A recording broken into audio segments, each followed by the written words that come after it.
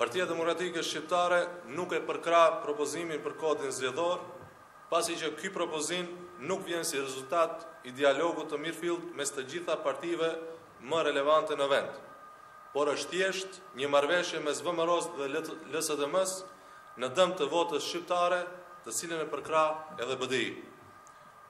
E kur jemi të BDI, nuk është për të çuditur mendësia e hutuar që i ka kapluar këtë ditë ata.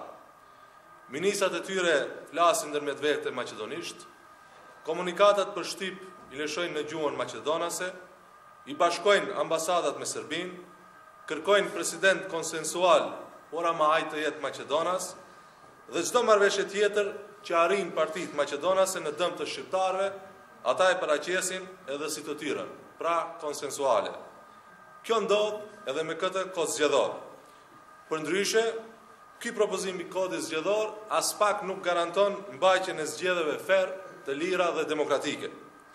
Listat zgjedhore vazhdojnë të ngelin të papastruara nga votuesit fiktiv, ku sipas informatave tona kemi mbi 100.000 votues fiktiv Maqedonas, dhe nga ana tjetër kemi edhe fshirjen e mijërave votuesve shqiptar nga lista zgjedhore.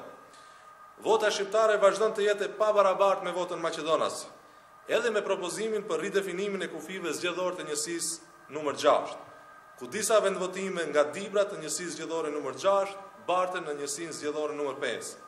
Edhe përkundër këtij ndryshimi, njësia zgjedhore numër 6 përsëri mbetet me 20.000 votues më tepër se sa njësia zgjedhore numër 3 dhe 4. Partia Demokratike Shqiptare në vazhdimsi i ka alarmuar për vjedhjen e votës, falsifikimin e procesit zgjedhor, blerjen e votës, shantazhet dhe friksimin e popullatës gjatë procesit zgjedhor, të gjitha këto nga ana e BDI-s. Dhe për të argumentuar këtë shërbim falsifikimi i dokumentuar i rezultatit të zgjedhjeve të kaluara në komunën e Çajirit. Dhe fatkeqësia të jetë më e madhe, edhe pse policia dhe prokuroria disponojnë me fakte dhe komplet dokumentacionin e falsifikuar, deri tani nuk është ndërmarrur asgjë. Për arsyet të cilat i përmenda më lart, Partia Demokratike Shqiptare do të votojë kundër propozimit ndryshimeve të kodit zgjedhor, të cilat do të futen në procedurë parlamentare.